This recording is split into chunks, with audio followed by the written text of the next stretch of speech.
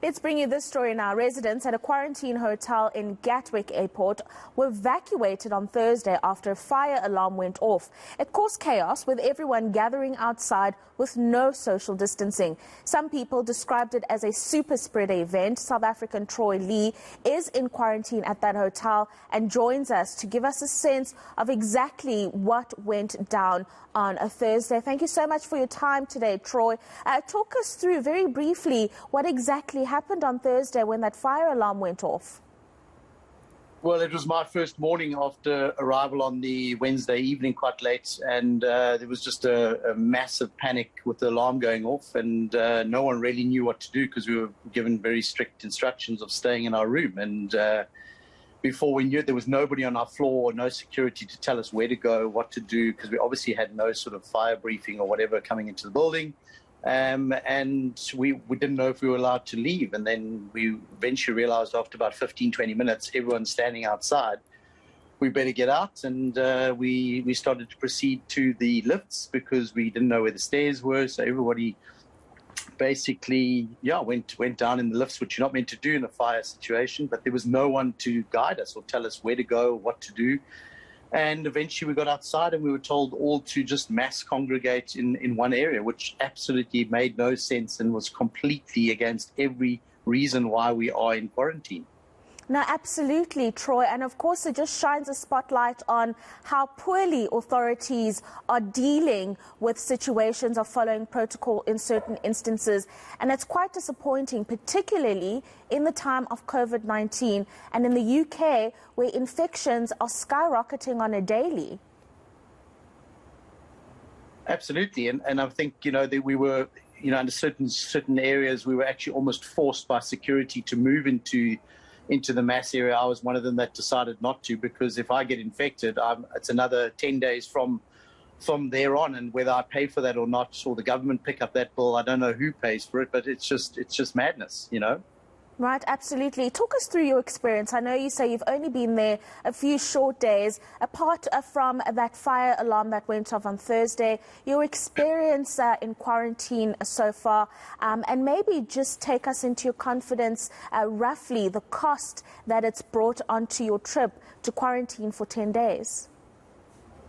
Well, I think the journey starts prior to this, when obviously the bomb dropped overnight on that Thursday, and the mass panic to try and get out of South Africa and get home to your family and your wife and your business.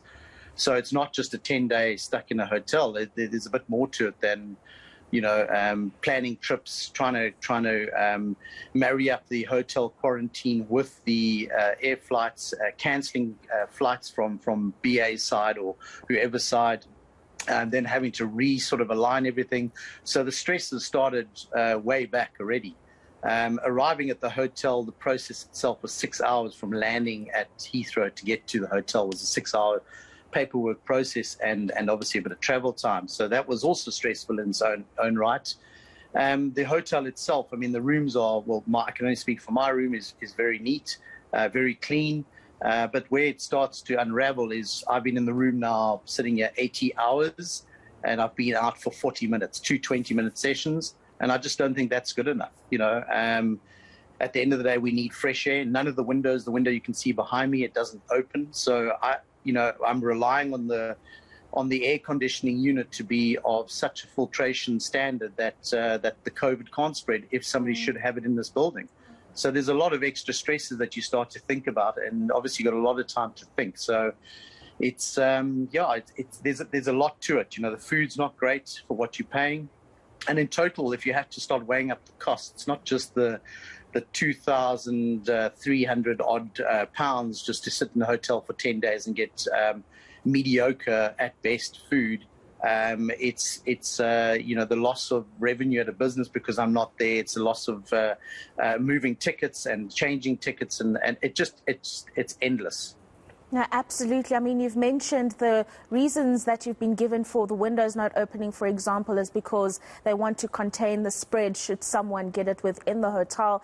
But in terms of going out and getting some fresh air, which is absolutely necessary in the time of the pandemic, what are some of the reasons that are given to you guys in quarantine around that?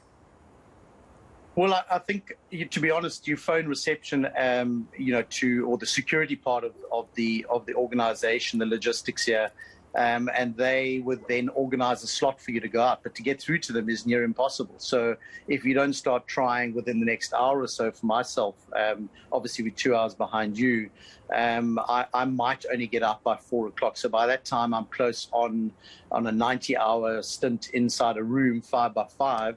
And having 40 minutes of fresh air. It's just not, I just can't see how that is fair on a person that is one, spending a lot of money, two, very possibly not testing positive. It's just, I don't understand the logic behind it. The processes haven't been put in place to manage the numbers. I think we're a 500-bedroom hotel. Sure, very worrying insights there coming through from Troy Lee, who's currently quarantining in the UK. Thank you very much for joining us this morning.